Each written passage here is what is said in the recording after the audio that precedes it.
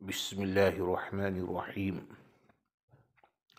السلام علیکم ورحمۃ اللہ وبرکاتہ۔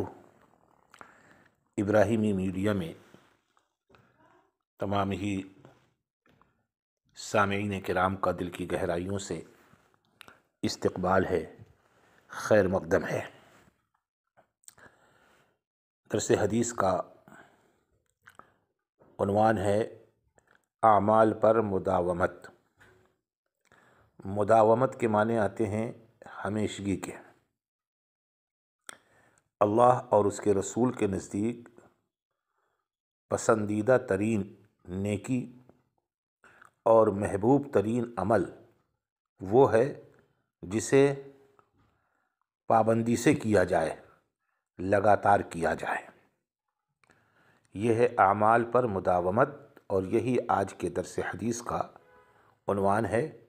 اسی عنوان کے تحت تھوڑی سی گفتگو آپ کے سامنے پیش کی جا رہی ہے، تاکہ ہمارے اندر یہ جذبہ پیدا ہو کہ جو کام ہم کریں، جو عمل خیر، جو کار خیر ہم انجام دیں، کوشش ہو کہ اس کے تقاضوں کو پورا کریں اور اس میں استقلال ہو، استقامت ہو، مداومت ہو، پابندی اور ہمیشگی کی خوبی موجود ہو۔ حضرت صلی اللہ علیہ وسلم کی یہ اہم ترین سنت ہے، مداومت عمل، عمل کی پابندی، عمل میں باقاعدگی اور پابندی سے اس عمل کو انجام دینا اور کرنا۔ یہ بھی حضرت صلی اللہ علیہ وسلم کی ایک اہم سنت ہے۔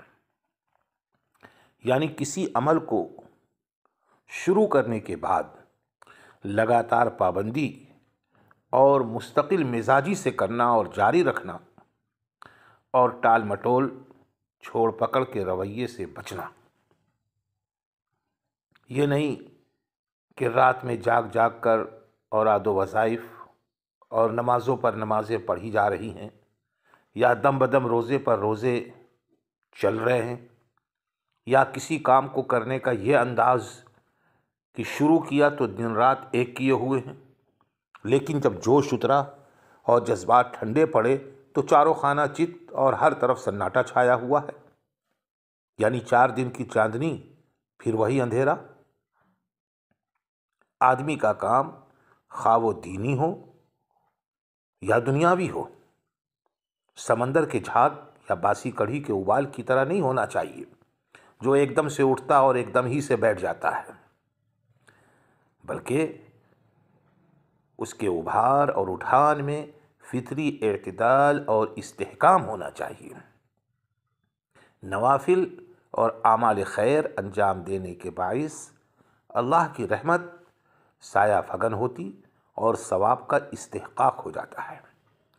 لیکن جب اس میں بیجا شدت اور قوت کار اور قوت عمل سے زیادہ بار اور بوجھ ہوتا ہے تو بہت جلد اکتاہٹ اور بے عملی پیدا ہو جاتی ہے۔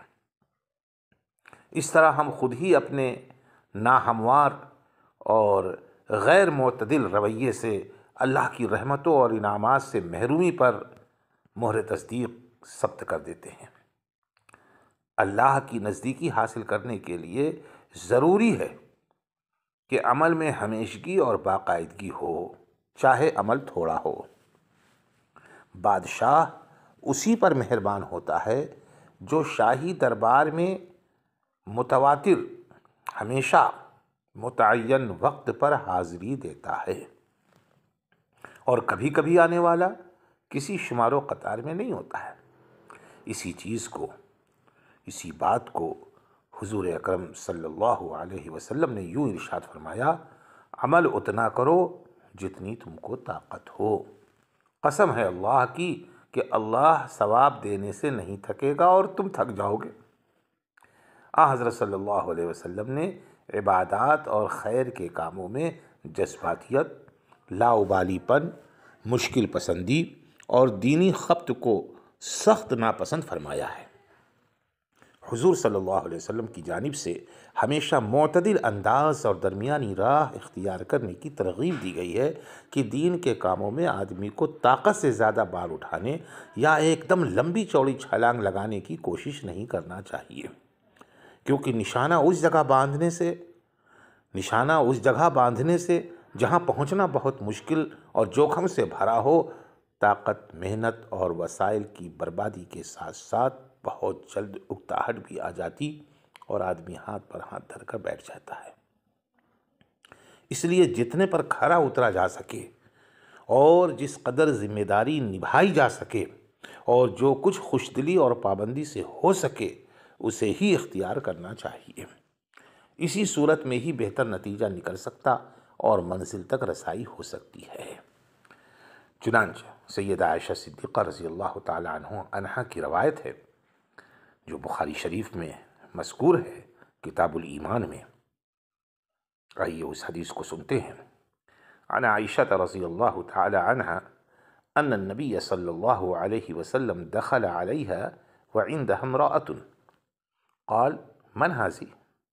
قالت فلانة تذكر من صلاتها. قال ما عليكم بما تطيقون فوالله لا يمل الله حتى تملوا وكان أحب الدين إليه ما داوم عليه صاحبه.